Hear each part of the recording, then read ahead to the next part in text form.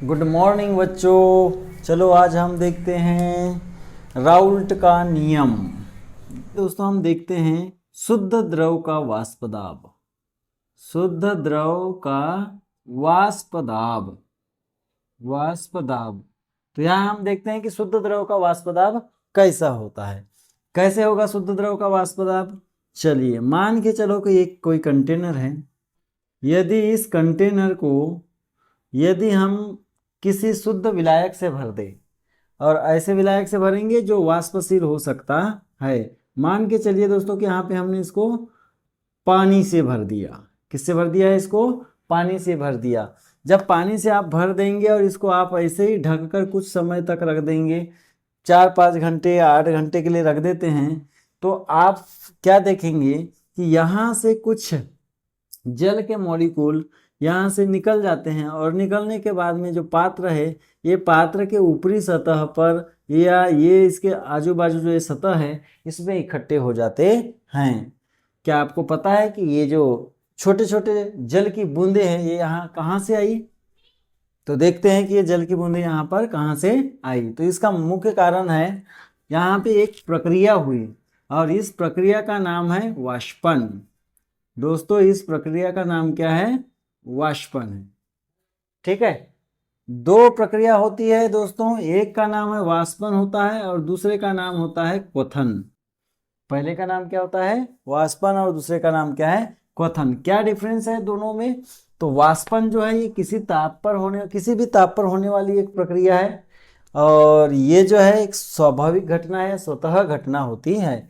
क्वथन की आप बात करते हैं तो क्वथन जो है किसी भी द्रव को उसके क्वथनांक पॉइंट तक अगर हम गर्म करते हैं और वो द्रव अगर उबल जाता है, उबल के अगर वाष्प में बदल रहा है, तो उसको हम बोलेंगे क्वथन। क्या बोलेंगे?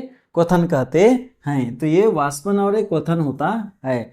दोनों में ही वाष्प बनती है। दोनों में ही क्या बनती है? वाष्प बनती है, लेकिन वाष्प बनने का तरीका भिन्न भिन्न होता है। चलो देखते हैं दोस्तों अब इसमें किस तरह से होती है। जब आप इस तरह से ढक के रख देंगे तो यहाँ पे प्रक्रिया होगी वाष्पन की। वाष्पन की प्रक्रिया में क्या होता है? तो यहाँ पे होगा ये कि ये जो मॉलिक्यूल है, सपोज ये हमारे पास में वाटर है या हमारे पास में जल है, तो जल के जो ये अणु है, जल के अणु ये अपनी सतह को छोड़कर ऊपर उठ जाएंगे। क्यों उठेंगे? वो इसलिए उठेंगे क्योंकि यहाँ पे कुछ हवा है। ये हवा में कुछ एनर्जी है, तो ये हवा जो है ये सतह के जितने भी अणु है, सतह के अणु से टकराएगी, और टकराने के कारण जो है ये इसके अणु हैं उनकी ऊर्जा ज़्यादा हो जाएगी। अधिक ऊर्जा होने के कारण ये सतह से यहाँ से निकल जाएंगे और निकल कर ऊपर उठने लगते हैं।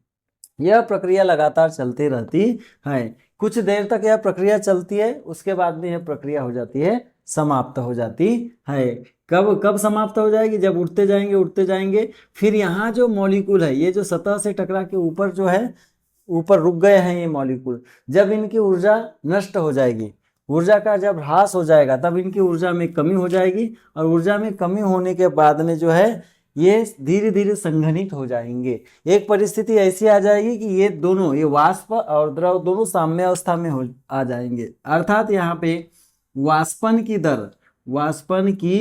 दर बराबर हो जाएगी संघनन की दर। वाष्पन की दर बराबर हो जाएगी, किसके बराबर हो जाएगी? संघनन की दर के बराबर हो जाएगी। मतलब यहाँ पे मॉलिक्यूल आएंगे और वो संघनित भी होते जाएंगे, दोनों हो जाएंगे बराबर। तो दोस्तों यहाँ पे जो जितने भी अणु वाष्पित हुए हैं और वाष्प बनने के कारण इसमें ये जो पात्र है, इस पात्र के दीवार में जितना भी दाब लगा रहे हैं, तो इसी को हम बोलेंगे वाष्प दाब। क्या बोलेंगे? वाष्प दाब। अब चूंकि यहाँ पे हमने केवल शुद्ध द्रव लिया है, तो इसको हम बोलेंगे शुद्ध द्रव का वाष्प दाब। इसमें हमने ऐसे कोई भी पदार्थ को विलय नहीं किया है जिसमें विलयन बन सके। ये विलयन नहीं है, ये केवल और केवल शुद्ध द्रव का वाष्प दाब है। दोस्तों ये जो शुद्ध द्रव का वाष्प दाब है, ये लिक्विड के हिसाब से, द्रव के हिसाब से या विलायक के हिसाब से अलग अलग होता है। यदि हम जल की बात करें तो जल का वाष्प दाब अलग होता है। यदि इसके स्थान पर अगर हम एथिल एल्कोहल ले लें, क्या ले लें? इसमें एथिल एल्कोहल ले लें, तो एथिल एल्कोहल का जो वाष्प दाब होता है द्रव के वाष्प दाब या जल के वाष्प दाब से थोड़ा सा अधिक होता है। यदि इसमें और एसीटोन ले लिया जाए, एसीटोन जो है इसका जो वाष्प दाब होता है एथिल एल्कोहल से अधिक होता है। सबसे कम में जल आ गया, इससे अधिक वाष्प दाब एथिल एल्कोहल का हो गया और इससे अधिक वाष्प दाब एसीटोन का हो गया। और अगर हम आगे देखते हैं तो और इससे अधिक हो जाता है डाई एथिल ईथर का वाष्प दाब जो है इससे और अधिक हो जाता है। तो दोस्तों आपको लग रहा होगा कि ये वाष्प दाब जो है सबके अलग अलग होते हैं, ये क्यों होते होंगे। चलो तो देखते हैं कि इनके वाष्प दाब अलग अलग क्यों होते हैं। तो इसको दोस्तों वाष्प दाब अलग अलग होने का कारण है, पहला कारण एक है, तो पहला कारण इसमें आता है प्रकृति, विलायकों की प्रकृति। पहला कारण आता है विलायकों की प्रकृति, ठीक है। विलायकों की प्रकृति आता है कि विलायक किस प्रकार है, इनका दाब भिन्न भिन्न हो रहा है, क्यों हो रहा है, तो विलायक की प्रकृति के कारण। इसको प्रभावित करने वाले, वाष्प दाब को प्रभावित करने वाले कारक भी कहा जाता है। तो विलायक की प्रकृति कैसे होना चाहिए, अब आप ही सोच के देखिए दोस्तों, यदि हम यहाँ पे जल लेंगे और जल के जो अणु है इनके बीच में जो है अंतर आणविक आकर्षण बल अधिक रहेगा, यदि इनमें अंतर आणविक आकर्षण बल अधिक रहेगा तो ये जल्दी से वाष्प में बदलेंगे नहीं। इनको वाष्प में बदलने के लिए ये जो सतह के मॉलिक्यूल है, अणु है, इनको आजू बाजू वाले जितने भी अणु है उनके साथ में बंध को तोड़ना पड़ेगा, और ये बंध को तोड़ने के लिए इनको ज़्यादा ऊर्जा लगाना पड़ेगा, ज़्यादा ऊर्जा ग्रहण करना पड़ेगा, तब जाके जो है वाष्प में बदलेंगे, ठीक है। जबकि अगर हम तुलना करें एथिल एल्कोहल के, यदि यहाँ पे एथिल एल्कोहल का मॉलिक्यूल ले लेते हैं या अणु ले लेते हैं, तो एथिल एल्कोहल के जो अणु होंगे इसमें अंतर आणविक आकर्षण बल होता है कम। किसकी अपेक्षा कम होगा, तो जल की अपेक्षा। जल की अपेक्षा एल्कोहल के अंतर आणविक आकर्षण बल होता है इसका कम होता है। इसके कारण यदि एल्कोहल को वाष्प में बदलना है तो बड़े जल्दी से वाष्प में बदल सकता है। यदि यहाँ से कुछ मात्रा में ऊर्जा दे दिया जाए तो वाष्प जल की अपेक्षा जो है एथिल एल्कोहल जल्दी वाष्प में बदलेगा। यदि हम एसीटोन की बात करें तो एसीटोन एथिल एल्कोहल से भी जल्दी वाष्प में बदल जाएगा। क्यों, क्योंकि इनमें अंतर आणविक आकर्षण बल एथिल एल्कोहल से भी कम होता है। और डाईएथिल ईथर है, डाईएथिल ईथर का जो है ये इसका और अंतर आणविक आकर्षण बल बहुत कम होता है, इसलिए और जल्दी से ये वाष्प में बदल जाएगा। तो कुल मिलाकर आपको एक बात समझ में आ रही होगी कि कोई भी जो है अणु है, ये अणु वाष्प में जल्दी तब बदलेगा जब उसका अंतर आणविक आकर्षण बल क्या होगा, कम होगा। अंतर आणविक आकर्षण बल कम होने के कारण वाष्प बनने की दर ज्यादा हो जाती है, और जिसमें वाष्प ज्यादा मात्रा में बनेगा इसका मतलब यह है कि उसमें वाष्प दाब भी क्या होगा, अधिक होगा। तो पहला हो गया है विलायकों की प्रकृति। दूसरा एक आता है तापमान। दूसरा क्या आता है, तापमान आता है, ठीक है। तापमान जब इसको हम गर्म करेंगे तो गर्म करने पर इसके अंदर जितने भी मॉलिक्यूल्स है यहाँ से हीट को ग्रहण करेंगे, और हीट को ग्रहण करके हीट को एब्जॉर्ब करके वो अपनी ऊर्जा को बढ़ाएंगे, अर्थात उनकी गतिज ऊर्जा बढ़ जाएगी। अब जब इनकी गतिज ऊर्जा बढ़ जाएगी तो ये अपने सतह को छोड़कर ये बाहर निकलने लगेंगे, और यहाँ पे अणु जो है बाहर निकल जाएंगे, वाष्प में बदलने लगेंगे, जल्दी जल्दी से वाष्पन की क्रिया होने लगेगी, और इस तरह से यहाँ पे वाष्प दाब प्रारंभ हो जाता है। इस कारण जो है अलग अलग जो है द्रव का वाष्प दाब अलग अलग तापमान पर भिन्न भिन्न हो सकता है। तो ये तो हमने देख ली दोस्तों कि ये वाष्प दाब को प्रभावित करने वाले कारक कौन कौन से होते हैं, अर्थात अलग अलग हमारे पास में विलायक है तो इन अलग अलग विलायकों का वाष्प दाब भी अलग अलग होगा।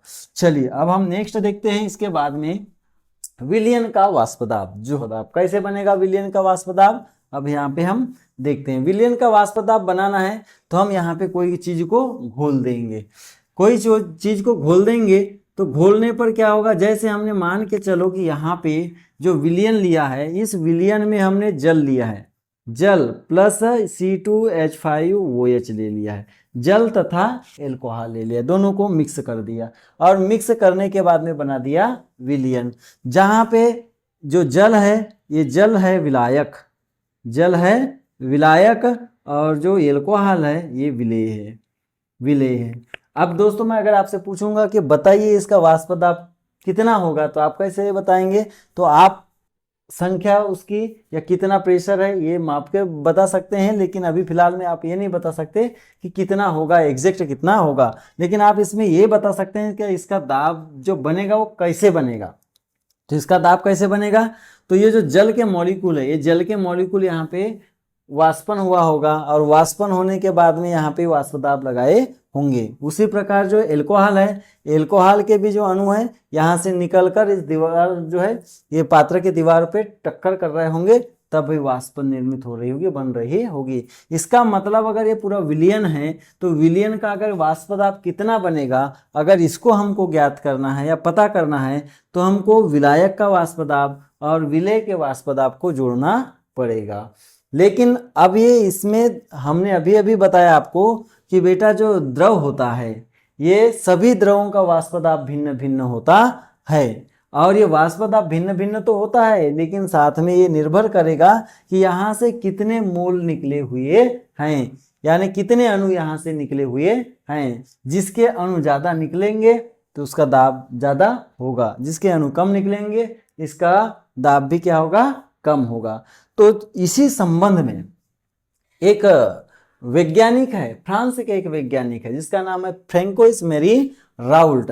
इस फ्रैंकोइस मेरी राउल्ट ने सन 1886 में, फ्रैंकोइस मेरी राउल्ट ने 1886 में एक नियम दिया, जिसे जो विलयन के वाष्प दाब को बताने के लिए नियम दिया गया। तो विलयन के वाष्प दाब को वाष्प दाब कितना होता है इसको बताने के लिए एक नियम दिया। उन्होंने कहा फ्रैंकोइस मेरी राउल्ट के अनुसार किसी निश्चित ताप पर किसी विलयन के किसी भी वाष्पशील अवयव का आंशिक वाष्प दाब, किसी निश्चित ताप पर किसी विलयन के वाष्पशील अवयव का, चलो मैं डेफिनेशन भी लिख देता हूं यहाँ पे, किसी निश्चित ताप पर किसी विलयन के किसी भी वाष्पशील अवयव का आंशिक वाष्प दाब उसके मोल प्रभाज के अनुक्रमानुपाती होता है या समानुपाती बोलते हैं। उसके मोल प्रभाज के समानुपाती होता है। ये राउल्ट का नियम है। एक बार फिर से देख लीजिए, किसी निश्चित ताप पर किसी विलयन के किसी भी वाष्पशील अवयव का आंशिक वाष्प दाब उसके मोल प्रभाज के क्या होता है, समानुपाती होता है। मान के चलो कि हमारे पास में दो मिश्रणीय पदार्थ है, दो मिश्रणीय पदार्थ ए व बी है पदार्थ, इसमें हम ले लेते हैं विलायक ये व विलेय बी है, विलेय बी है। हमने ले लिया कि यहाँ पे विलायक पदार्थ ये है और विलेय पदार्थ बी है। तब हम इसको थोड़ा सा मानना पड़ेगा। यदि विलायक का मोल प्रभाज, यदि विलायक का, सबसे पहले दाब लिख लेते हैं, विलायक का वाष्प दाब बराबर PA, फिर विलेय का वाष्प दाब, विलेय का वाष्प दाब बराबर PB, फिर लिख लेंगे हम विलेय का मूल प्रभाज, विलेय का मूल प्रभाज बराबर, विलेय का मोल प्रभाज बराबर हो जाएगा 1 से A। मोल प्रभाज को 1 से दर्शाया जाता है, ये मतलब विलेय हो गया। सॉरी, विलेय को B से दर्शाए हैं तो यहाँ पे लिख देंगे 1 से B। विलायक का मूल